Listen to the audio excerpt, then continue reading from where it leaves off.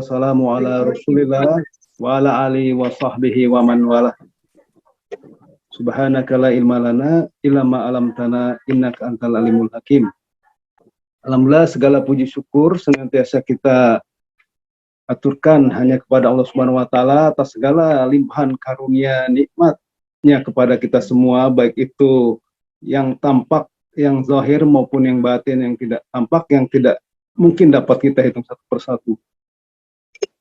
Salawat dan salam semoga selalu tercurah kepada teladan kita Nabi besar Muhammad SAW, kepada keluarga, sahabat, dan pengikutnya hingga kita tamat. Alhamdulillah, pada kesempatan ini kita dapat mengkaji kembali pengajian kita, ya, tentunya dengan spesiasi di bidang sejarah. Pada kesempatan kali ini sudah tidak asing lagi bagi kita, pembicara kali ini adalah Ustadz Agung Waspodo. Alhamdulillah, beliau telah hadir. Pada kesempatan kali ini, tema yang akan dibawakan adalah mengenai sejarah, yaitu dengan tema Jejak Turki Utsmani di Batavia. Alhamdulillah, untuk menyingkat waktu, kami persilahkan Ustadz Agung Waspodo untuk menyampaikan, memaparkan materi. Silakan Ustadz Agung Waspodo. Baik, terima kasih. Assalamualaikum warahmatullahi wabarakatuh. Waalaikumsalam warahmatullahi wabarakatuh. Assalatu wassalamu ala rasulillah wa ala alihi wa ashabihi wa mawalah. Asyhadu an la ilaha illallah wahdahu la syarikalah wa asyhadu anna Muhammadan abduhu wa rasuluh la nabiyya ba'dah. Allahumma shalli ala sayyidina Muhammad wa ala alihi wa sahbihi wa sallim, amma ba'du. Alhamdulillah, segala puji milik Allah Subhanahu wa taala, salawat dan salam tak lupa kita panjatkan kepada junjungan kita, suri tauladan kita, Nabi besar Rasulullah Muhammad sallallahu alaihi wasallam. Alhamdulillah, pada malam hari ini kita bertemu kembali. Mudah-mudahan pertemuan kita diberkahi oleh Allah Subhanahu wa taala. Alhamdulillah, insyaallah yang akan saya sampaikan dalam kesempatan kali ini terkait dengan masa-masa di mana perjuangan umat Islam di Hindia Belanda sedang memuncak di akhir abad ke-19 dan awal abad ke-20. Bibit-bibit persatuan insya Allah sedang muncul. Kemudian di situ ada peran serta atau paling tidak kontribusi dari Turki Utsmani yang sebenarnya secara kronologis keadaan mereka sedang sekarat, gitu ya. Jadi mendekati keruntuhan, yaitu di tahun 1924 nantinya. Namun sebenarnya pada tahun 1909, ini sedikit pengantar saja dulu, ketika Sultan Abdul Hamid II itu dimakzulkan, dijatuhkan oleh orang-orang dalam, oleh kelompok yang menamakan dirinya Turki Muda, itu sebenarnya secara real Turki Utsmani yang kita kenal sebagai pengayom sekaligus pelindung bagi umat Islam di seluruh dunia itu sebenarnya sudah berakhir. Karena kebijakan-kebijakan pasca kejatuhan Sultan Abdul Hamid II sebenarnya sudah tidak lagi sejalan dengan awal kebijakan terkait dengan wilayah Hindia Belanda atau wilayah Asia Tenggara yang dulu pernah terjalin dalam hubungan yang baik sejak awal Sultan Sulaiman Kanuni, ya, itu di tahun 1500-an. Itu jadi kondisinya seperti itu. Nah, apa yang kita ingin lihat sebenarnya juga terkait dengan jadi masalah yang meliputi umat dan perjuangan umat di Hindia Belanda itu tidak hanya kondisi eksternal, tapi juga kondisi internal di mana umat Islam sendiri mengalami berbagai masalah. Nah, itu yang kita ingin lihat dan meng-highlight mungkin yang menjadi pembahasan utama adalah jejak. Dan jejak ini bukan peninggalan secara fisik, ya, tetapi rekam jejak, mungkin lebih tepatnya rekam jejak yang bisa kita temukan di sekarang sudah mulai banyak buku-buku yang mengulas itu gitu ya. Kalau secara umum Profesor Dr. Ismail Haqqi Guksoy itu menulis 2 buku. Pertama ini tentang Guneidou Asyada Osman Le Turk Tesir Leri. Jadi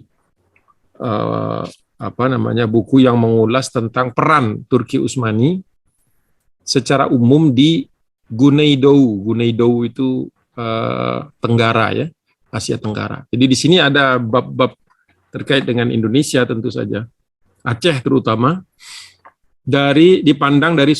dilihat dari sudut pandang dokumen-dokumen yang ada di Turki. Jadi yang sangat menarik dari buku ini adalah catatan-catatan kakinya. Di samping juga menarik saya lihat ini bahwa beliau juga aware dengan buku-buku yang ditulis oleh sejarawan Indonesia seperti Muhammad Hatta, Deliar Nur gitu ya. Kadang-kadang saya melihat buku itu pertama kali sebelum membacanya itu ya melihat rujukan-rujukannya Martin van Bruinsen ya. Tetapi yang membuat buku ini jadi spesial adalah karena beliau menggunakan data-data yang tahun 2016 dulu dikumpulkan dan diterbitkan oleh perusahaan dagang Turki di Indonesia, namanya Hitai ya. Dan ini merupakan buku yang diterbitkan secara terbatas, diterbitkan di Istanbul 2017, 2016 itu launching, dan ini memuat arsip-arsip catatan-catatan resmi yang bisa ditemukan di pusat arsip sejarah Turki Utsmani di Turki berkaitan dengan seluruh surat yang pernah sampai dan jawaban dari surat-surat tersebut dari sejak zaman Sultan Sulaiman Kanuni sampai bantuan-bantuan korban banjir dan lain sebagainya gitu ya di tahun 1915-an, jadi awal Perang Dunia Pertama. Lengkap bukunya, cukup tebal. Sebagian sudah diterjemahkan, sebagian lagi masih di dalam bahasa asli Turki, tapi tidak terlalu berat itu. Tidak ada buku. Jadi dari buku-buku ini, dan kemudian saya bandingkan dengan data kronologi yang saya pakai Prof. Deliar Nur juga itu, dari tahun 1900 sampai 1942, kita bisa mendapatkan gambaran yang utuh mudah-mudahan ya dalam kesempatan yang singkat dan ini tentu saja. Ya, ini bukan seminar sejarah, tapi ya inilah kajian sejarah populer lah. Jadi nanti akan saya skip hal-hal yang mungkin terlalu tidak perlu kita bahas. Itu kira-kira gambarannya yang ingin kita capai, ingin melihat rekam jejak Turki Utsmani di Batavia, karena memang konsul jenderalnya hanya ada di Batavia, walaupun konsulat-konsulatnya ini pergi ke berbagai tempat ya, tempat-tempat musibah juga, tempat-tempat yang terjadi bencana-bencana alam seperti meletusnya Gunung Krakatau gitu tahun 1880-an itu, kemudian juga banjir dan sebagainya. Kira-kira begitu. Bismillah. Jadi slide pertama, ini saya menggunakan sistem kronologi aja supaya gampang difahami. Sekaligus saya tambahkan beberapa data yang sekiranya relevan untuk kita bahas, tapi tidak akan semuanya karena nggak cukup waktu pastinya. Saya mulai dari 1828, ini di tengah-tengah berkecamuknya perang Diponegoro ya. Kita mengenal ada seorang ulama bernama Syekh An-Nawawi Al-Bantani, belajar di Haramain. Nah, perlu dicatat Bapak dan Ibu yang dirahmati Allah bahwa Haramain, Mekah, Madinah itu wilayah masih berada di bawah perlindungan Turki. Jadi kalau kita bicara haji di tahun ini, ya ini hajinya tentu harus mendapatkan pas atau surat izin di Jeddah itu berurusan dengan pejabat-pejabat Turki Utsmani.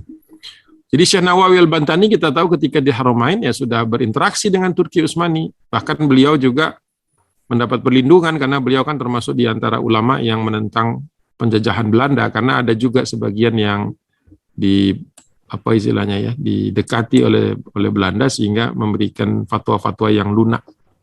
Kemudian 1830 Perang Jawa berakhir, seiring dengan Syekh Nawawi Al-Bantani kembali ke Banten, lalu kemudian dilobi oleh Belanda untuk meredam pergolakan di Banten. Jadi perang Jawa atau perang Diponegoro itu kan ketika 1830 berhasil dihentikan oleh Belanda karena Pangeran Diponegoronya ditangkap, ini sebenarnya ditipu.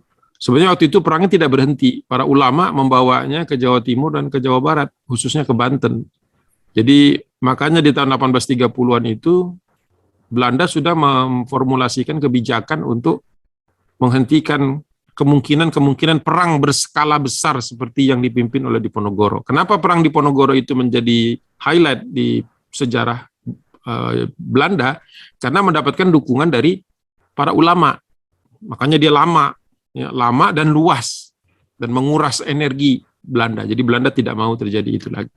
Makanya ketika ulama sekaliber Syekh Nawawi Al-Bantani kembali ke Banten, itu beliau mendapatkan perhatian juga dari Turki bahwa ulama ini tidak ada surat-surat jalan yang disampaikan kepada Belanda. Kan sebenarnya sudah tahu Syekh Nawawi Bantani ini pulang dari sejak Jeddah. Karena di Jeddah kan ada kedutaan lah, ada konsul jenderal Belanda di Jeddah itu.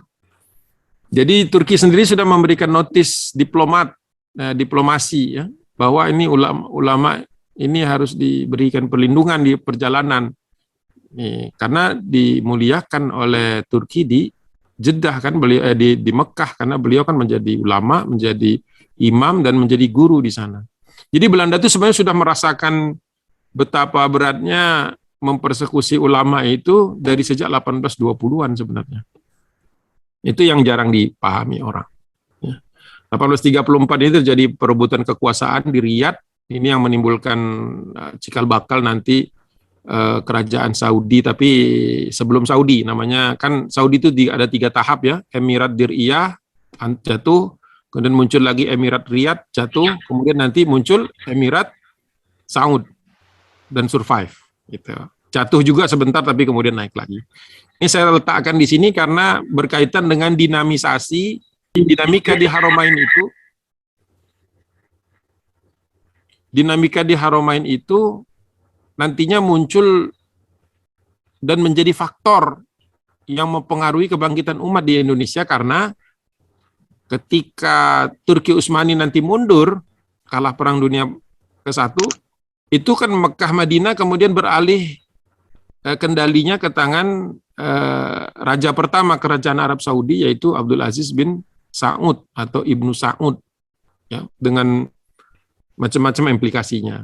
Dan kemudian Indonesia akhirnya mengirimkan utusan-utusan ya untuk mencegah terjadinya polarisasi yang berat. Ya, sampai kemudian munculnya Komite Hijaz, sampai kemudian munculnya Nahdlatul Ulama.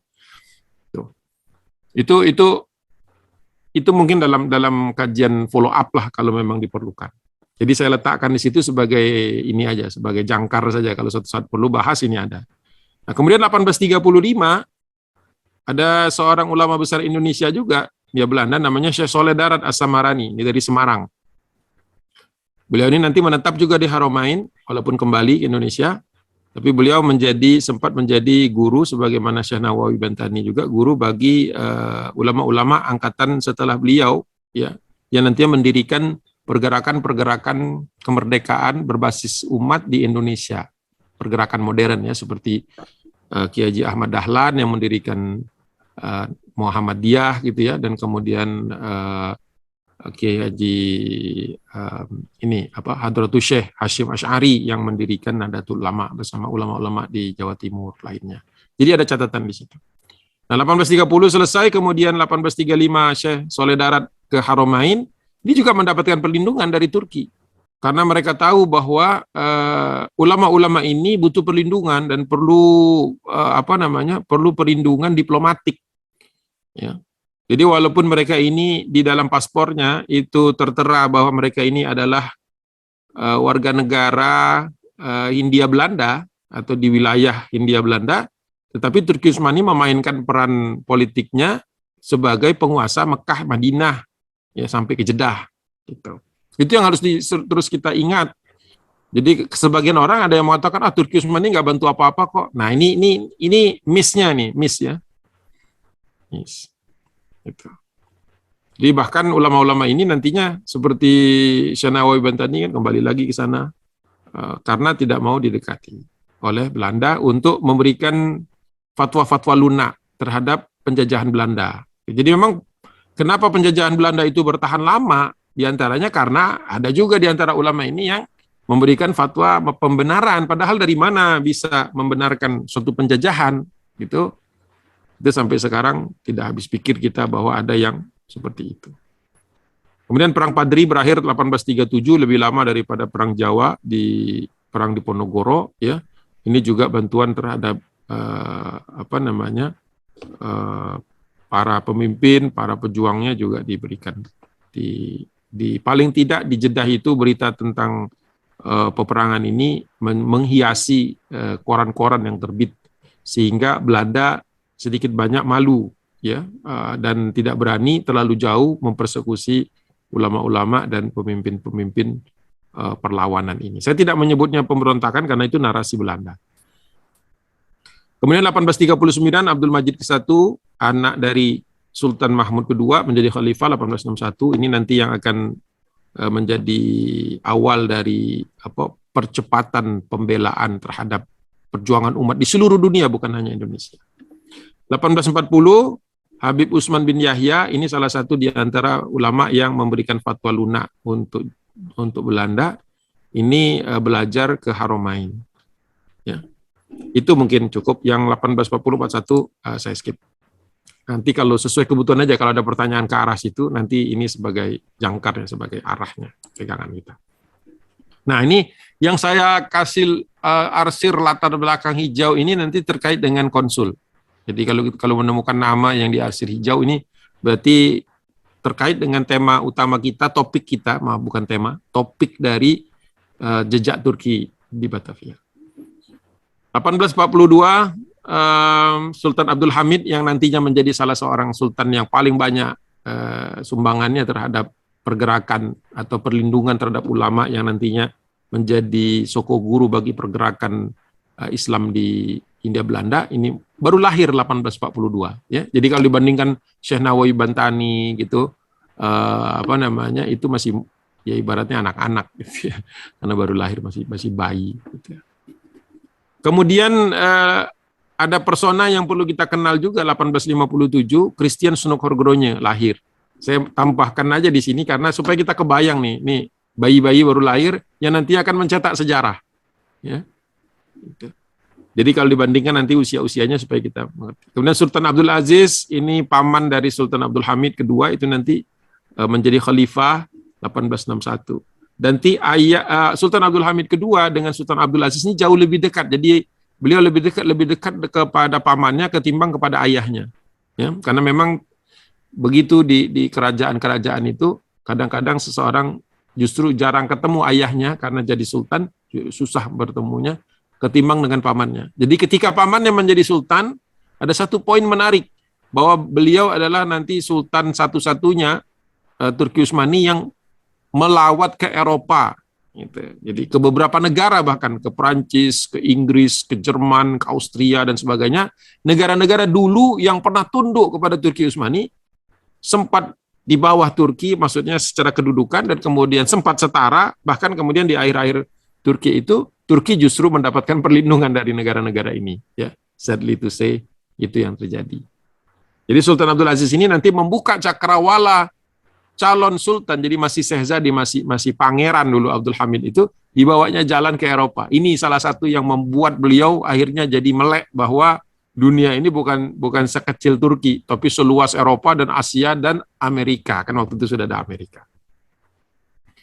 Jadi ini salah satu pengalaman besar beliau. Nah, 1864, 3 tahun setelah peristiwa itu, Syed ini kita sebut saja Sayyid gitu ya. Nah, karena kadang-kadang kalau di Malaysia disebutnya Syed gitu aja.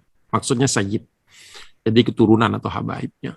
Jadi Sayyid Abdullah bin Umar Al-Junaid. Al-Junaid ini kalau di Indonesia salah satu keluarga dari Hadramaut yang banyak tinggal di Sumatera. Ya, bahkan yang paling banyak itu terkonsentrasi di Palembang, kalau Bani Al-Junaid. Ya. Ini mereka nanti ini diplomat, pedagang, sekaligus juga ini penghubung. Ya. Nah, beliau menjadi konsul Turki tetapi bukan di Batavia. Tapi kenapa di Arsir, Ustaz? Karena waktu itu Sultan Abdul Aziz ini sudah melihat peluang ini.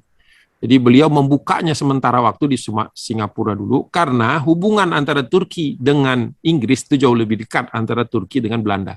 Jadi dibukalah di Singapura yang dulu disebut Temasek, ya, didirikan Raffles 1918. Kemudian itu sebenarnya juga satu blunder karena Sultan Johor waktu itu kehabisan duit, maka dijuallah Temasek karena dulu dianggap pulau ini nggak ada pentingnya. Nah, ini sebuah blunder, sama blunder ketika dulu Belanda menjual New York. Pernah mungkin yang tahu bahwa New York sebelum jadi New York dulu namanya New Amsterdam. Ya, dijual ke Inggris juga. Jadi ditipu Inggris 2 kali nih. Ditipu Inggris 2 kali nih. 2 tempat yang kemudian menjadi tempat yang besar. Makanya kemudian New York itu kemudian, ya, York kan nama kota Inggris yang besar ya di bagian utara dekat perbatasan Skotlandia. Nah, ini juga kejadiannya mirip. Sultan Johor kehabisan uang, dijuallah pulau itu. Dibeli oleh Raffles. Ya, ini bukan 1918, 1818. Didirikan ini maksudnya ini keliru tahun. Nanti saya perbaiki. Gak mungkin 1918 Raffles sudah mati. 1818. Dibeli dari Sultan Johor. Maaf, ini kesalahan. Saya khawatir ke bawah. Saya izin sebentar, mau saya edit dulu ya. Jangan sampai ini menyebar kemana-mana. Kesalahan tidak boleh terlalu lama. Sebentar, saya re-share. Bismillah, mudah-mudahan nggak ada masalah dengan sinyal. Teman-teman semua, kakak-kakak yang saya hormati, kalau ada pertanyaan langsung ini ya, langsung ditulis aja di chat ya, karena kalau di akhir-akhir nanti waktunya nggak cukup, kadang-kadang ada yang mau nanya nggak dapat kesempatan. Kalau bisa, mohon kalau ada yang hal-hal yang kira-kira mau dicatat, ditanyakan, bisa langsung ditulis di chat aja. Jadi nanti selesai pemaparan saya, singkat sih, nanti baru kita bisa bacain satu-satu, kita jawab satu-satu jadi dialog. Gitu. Ya, mohon berkenan bagi ada yang ingin bertanya, langsung diketik aja di chat jadi tersimpan. Itu izin. Kita lanjut ya. Bismillah. Lalu saya full screen kan dulu tadi karena ngedit. Ini sudah tampil ya. Kalau ada error nanti tolong dikasih tahu. Nah, kemudian Guksoy warnanya biru ini peneliti Turki sekarang ini ya, Ismail Hakkı Guksoy. Ya. Keluarga besar Al-Junaid mendukung pergerakan Pan-Islam. Dulu istilahnya Pan-Islam ini ya, ukhuwah Islamiyah Alamiyah itu disebutnya Pan-Islam. Dimotori Turki Utsmani, berasal dari keluarga Sayyid di Palembang, menggerakkan pandangan anti Belanda sejak tahun 1873. Ini di bukunya Ismail Hakkı Guksoy. Mana ya bukunya? Ini nih. From Anatolia to Aceh. Itu. Editnya Pak Bikok dan Bu Annabel, 2 orang yang banyak meneliti tentang hubungan antara Turki dengan wilayah Asia Tenggara. Nah, salah satu tulisannya itu adalah dari Guksoy. Ismail Hakkı Guksoy, bab 8, halaman 104. Di buku ini bagus buat yang mau baca-baca. Tapi agak terbatas, limited edition, nyarinya agak susah. Diterbitkan oleh Oxford University Press, From Anatolia to Aceh, Ottomans, Turks, and Southeast Asia. Ini buku bagus kalau dibaca juga dengan bukunya Ismail Hakkı Guksoy. Ya. Yang lain. Baik, lanjut. Jadi kata beliau, jaringan ulama, jaringan habaib ini juga kuat.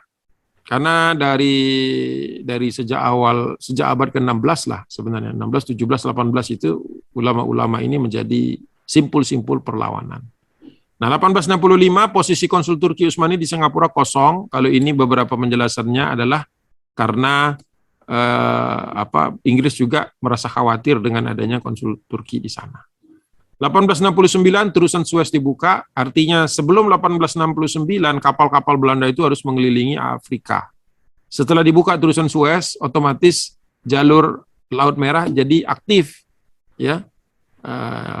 jadi jalan atau perjalanan ke Belanda lewat laut itu dipotong waktu banyak, itu hemat waktu hampir 50%.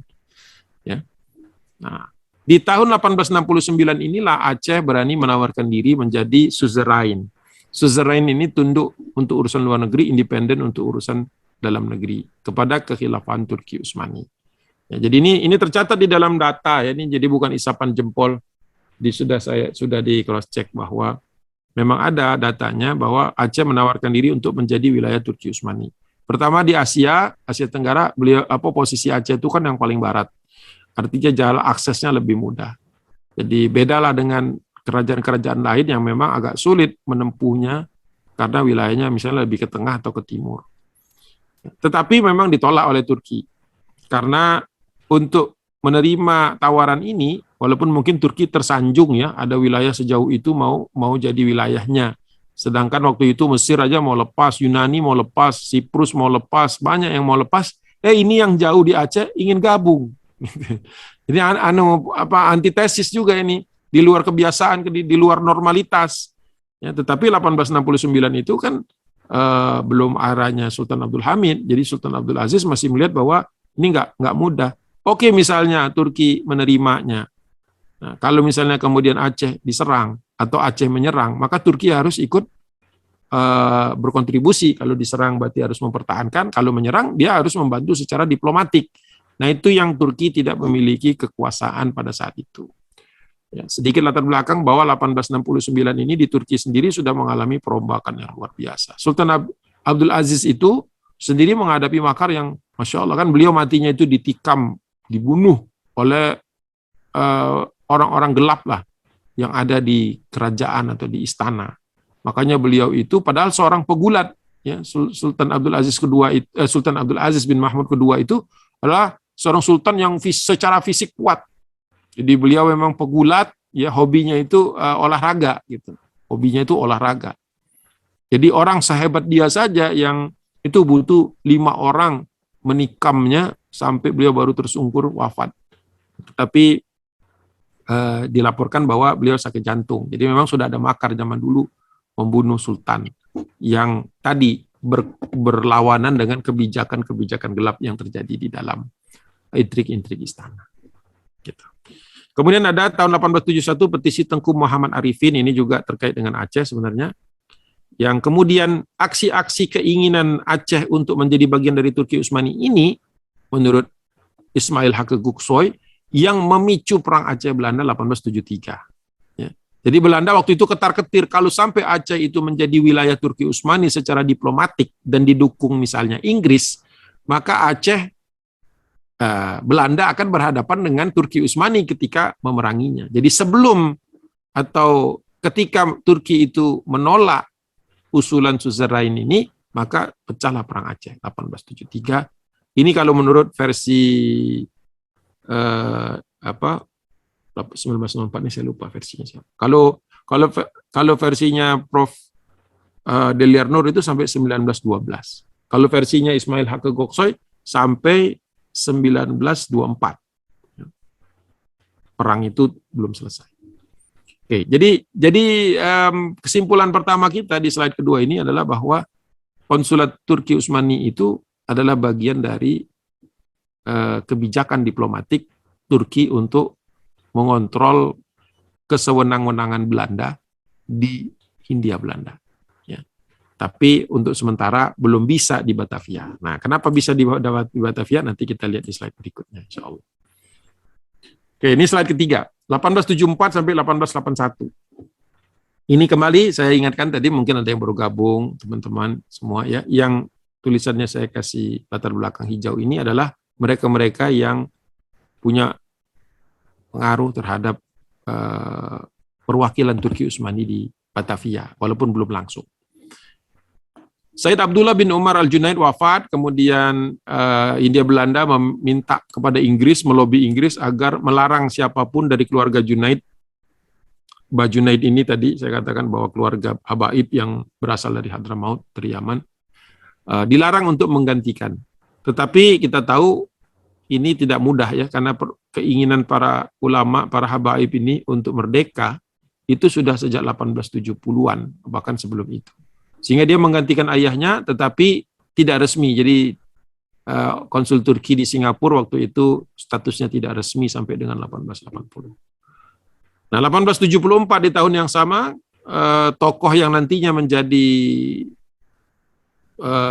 namanya itu sinonim dengan perlawanan Belanda terhadap upaya-upaya Turki Utsmani untuk menekan, itu adalah nantinya dia bergelar Profesor Dr. Christian Snokhorgrone. Di Aceh sempat dikenal dia itu namanya sebagai Sayyid Abdul Ghaffar, gitu ya. Karena dia pura-pura masuk Islam dan sebagainya. Sudah pernah saya bahas.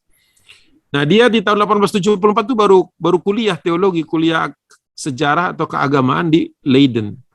Ini universitas paling terkenal di Belanda, paling tua.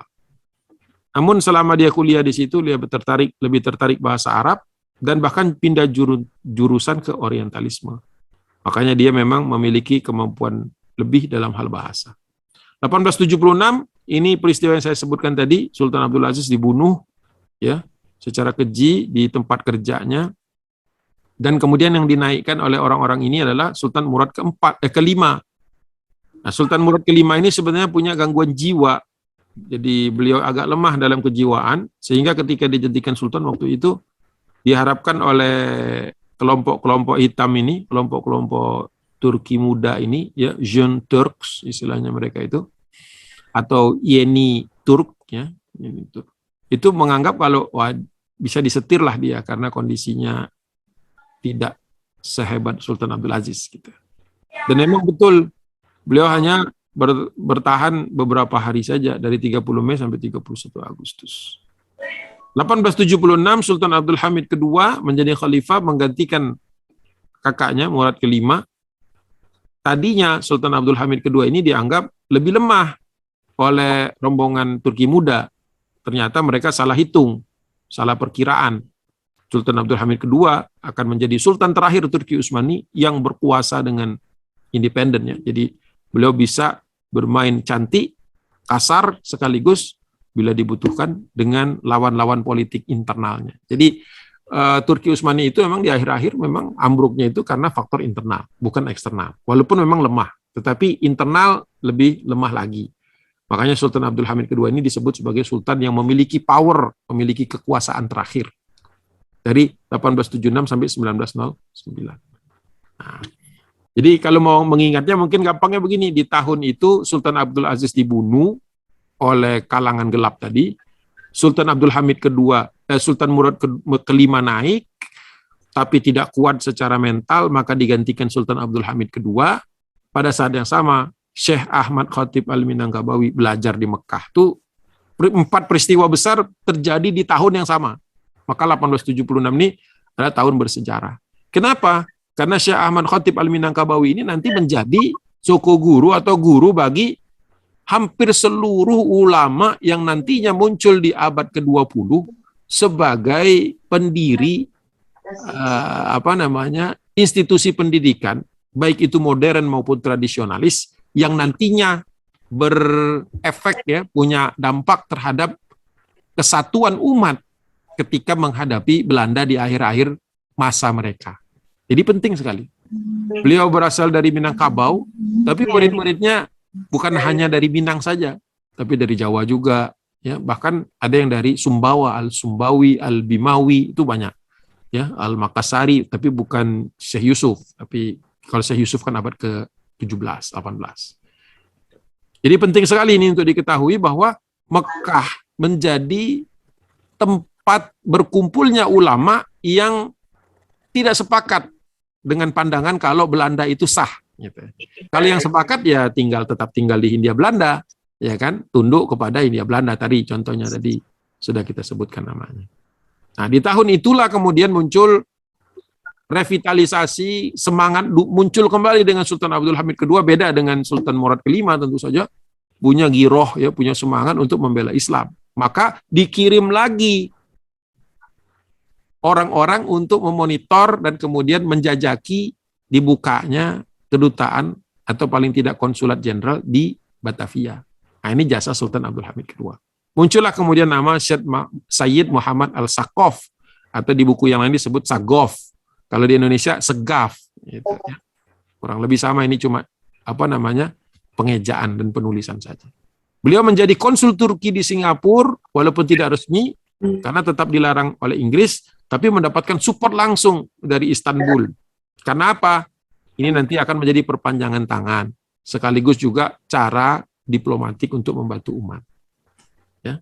Kemudian 1880 Sunokorgronya yang memang brilian ilmu otaknya mendapat gelar doktor, ya, mendapatkan doktorat dengan tesisnya yang terkenal Het Mechanisch Fest, ya, atau upacara-upacara ritual yang bisa dilakukan umat Islam di Mekah. Gitu. Walaupun beliau sendiri orang ini, salah saya beliau. Walaupun saya mau bilang bajingan, cuman nggak boleh kan di acara-acara begini. Ya, Sunokorgronya ini kemudian meneliti tentang meneliti tentang haji karena nantinya dia ini punya teori bahwa perlawanan terhadap Belanda ini salah satu titik kekuatan atau titik kelemahan tergantung cara melihatnya itu ada pada ritual haji. Makanya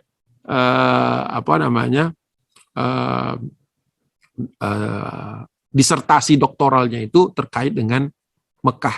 Walaupun karena dia statusnya orang kafir waktu itu masih belum menyatakan diri pura-pura masuk Islam, orang kafir tulen, itu belum pernah mengunjungi Mekah karena tidak mungkin masuk ke wilayah haram atau haramain. Ya. Nah, 1881 Sunokorgronya setelah lulus kemudian mengajar di institusi Islam di Leiden College. Nah, ini sudah mulai dia memainkan perannya, ya, karena di institusi ini adalah semacam kalau di Indonesia sekarang tuh STPDN, sekolah yang mencetak mencetak calon-calon pegawai pejabat di Hindia Belanda. Sebenarnya bukan di Hindia Belanda saja, di seluruh koloni luar Belanda, ya. Tapi tentu koloni terpenting Belanda itu adalah Hindia Belanda. Ya, itu. Oke. Lanjut. Nah, ini mulai mendekati ini. Sudah mulai muncul nama orang Turki. Kalau sebelumnya nama-nama habaib sebagai konsul, ini berarti kan bukan orang Turki langsung, ya, tapi dapat dukungan, dapat surat-surat kepercayaan gitu, ya, seperti kita kalau ngutus duta besar kan ada surat-surat yang resmi. Jadi 1882 Sayyid Abdul Aziz Al-Musawi Al-Katiri Effendi Al-Baghdadi itu sempat ada yang nulis dulu, siapa ya? Bukunya dekat sini kayaknya, kemarin baru saya beli. Menarik itu, atau udah pindah bukunya. Jadi ada buku tentang ini, tentang Abdul Aziz Effendi Al-Baghdadi ini.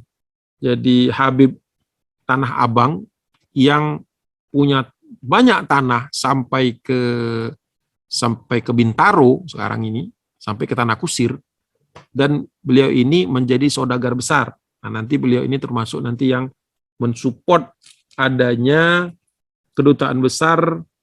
Nah, ini dia kedutaan besar Turki, ya, atau konsulat jenderal Turki di Batavia. Ini judulnya bukunya, Saudagar Baghdad dari Betawi. Tapi sayangnya buku ini ditulis oleh Alwi Shahab ini kan cerita-cerita pendek begitu, ya. Nah, tapi sayangnya kurang referensi. Tapi menarik karena ini kan sebagian besar atau beliau ini adalah sejarah-sejarah oral, sejarah-sejarah yang turun-temurun disampaikan dari secara lisan gitu, ya.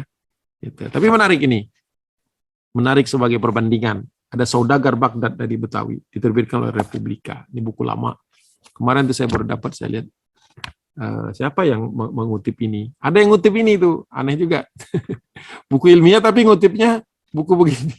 Maksudnya kurang ilmiah sebenarnya. Tapi ada yang mengatakan bahwa cerita-cerita dongeng-dongeng ini kadang-kadang ada kebenarannya. Tapi tadi dianggap sebagai data-data sekunder, ya. Menarik ini.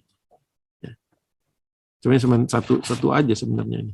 Saudagar Baghdad dari Betawi aja. Selebihnya kisah-kisah lain. Tapi nggak apa-apa lah. Kadang-kadang beliau satu buku hanya untuk satu babnya aja. Yang lainnya nggak penting buat saya. Tapi menarik karena jadi punya perspektif lain. Apa tentang beliau ini? Beliau adalah konsul kehormatan Turki Utsmani di Batavia. Nah, ini transisi. Kalau tadi konsulnya ada di Singapura, ngurusin Batavia kan jauh tuh. Singapura Batavia kan harus jalan dulu ke sana. Belanda juga jadi tahu kan, dinas rahasia polisi Belanda itu sangat ketat tuh mengawasi orang-orang asing, terutama mereka-mereka yang Muslim atau dari negeri Muslim atau habaib, itu diawasi ketat, nggak bisa jalan seenaknya zaman dulu. Ya.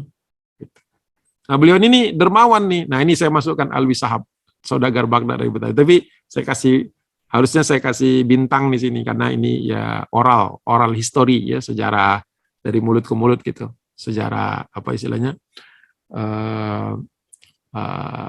konon kabarnya lah gitu. Menarik, tapi beliau punya tanah dari Tanah Abang sampai ke Bintaro, ada yang mengatakan sampai ke Pondok Cabe, ada yang sampai ke Ciputat dan sebagainya, sekitar 5.000 hektar. Jadi ini menurut saya kalau bisa dibenarkan sebagai data sekunder dan bukan data primer lah ini bisa menjelaskan kenapa beliau nanti bisa menyewakan, memberikan bantuan kepada Turki Utsmani untuk memiliki kantor pertama di Batavia, yaitu di sekarang sudah milik DKI, Museum Tekstil tuh di dekat Tanah Abang. Kalau ke Tanah Abang atau ada yang tinggal daerah Petamburan, nah daerah situ tuh ada apa namanya, Museum Tekstil. Nah, di Museum Tekstil itu dulu pernah menjadi milik Sayyid Abdul Aziz Al-Musawi Al-Katiri Al-Baghdadi. Sebenarnya ini orang Betawi dia. Oke, 1882. 1883 barulah ada orang Turki nih yang benar-benar jadi pejabat. Namanya Galip Bey atau Ali Galip Bey. Dia ini dari divisi penerjemah Turki Utsmani, ya, jadi memiliki kemampuan berbahasa Arab tentu saja dan juga bahasa Melayu. Diangkat langsung oleh Sultan Abdul Hamid II. Nah, ini satu hal yang beda dari sultan-sultan sebelumnya. Menjadi konsul jenderal Syekh Benderin Buyu, ya, istilahnya itu, di Batavia, dan berlangsung dari 1883 sampai dengan 1886. Nah, itu awal saya tahu ini ngobrol-ngobrol dengan seorang waktu itu calon dokter, ya mungkin sudah dokter sekarang beliau mengatakan, oh saya nulis itu dulu waktu S2 katanya. Nah, dikasihlah jurnal Studia Islamika ini kalau nggak salah terbitan UIN Sunan ya di UIN Jakarta, ya, gitu. Jadi sudah ada orang Turki pertama yang singgah di sini. Ali Galib Bey ini menyewa rumah, tapi kita tahu bahwa rumah yang disewanya itu sebenarnya milik Sayyid Abdul Aziz Al-Musawi ini. Karena dulu Belanda sengaja mengeluarkan kebijakan kalau Turki tidak boleh nyewa, harus beli. Nah, ini mungkin supaya membuat sulit membangun konsulat jenderal itu. Dan kita tahu Turki kan secara finansial, secara keuangan memang lagi berat di zaman Sultan Abdul Hamid II. Bahkan Sultan Abdul Hamid itu banyak kebijakan-kebijakan negara pakai uang sendiri dia. Karena memang kas itu nyaris kosong, udah banyak utang. Nah, maka kemudian menyewa satu rumah besar di pusat Batavia. Sebagian besar kaum Said senang dengan ini, kecuali tadi kepala-kepala kampung ada yang memang sudah didekati Belanda tidak suka. Salah satunya tercatat Muhammad bin Hasan Babahir. Dia mengatakan orang Arab di Batavia bukan warga Turki dan mereka bahagia menjadi warga jajahan Belanda. Ya, ini tentu pendapat-pendapat satu orang ya yang tidak bisa dibenarkan. Ali Galib Bey juga pernah khutbah di Masjid An-Nawir, berarti beliau bisa bahasa Melayu ya. Karena khutbah pakai bahasa Arab, tapi kemudian ngobrolnya pasti pakai bahasa Melayu. Mungkin ada yang pernah ke Pekojan, itu Masjid An-Nawir, saya pernah mampir, ada fotonya nanti di slide terakhir. Dulu tahun sebelum COVID 2019 atau 2018-an, itu saya sempat napaktilah sendirilah ke masjid-masjid tua yang ada catatan sejarahnya. Termasuk salah satunya Masjid An-Nawir di Pekojan. Ini masjid lama, abad 17 atau 18 itu dibangunnya. Nah, beliau khatib di situ dan kemudian menyebutkan nama Sultan Abdul Hamid II. Dan para jamaah menangis pada waktu itu. Karena mereka juga tahu bahwa selama ini mereka sudah lama menginginkan bahwa Turki itu memberikan perhatian. Sebenarnya sudah memberikan perhatian, tapi memang dari jauh gitu, dari Singapura gitu kan.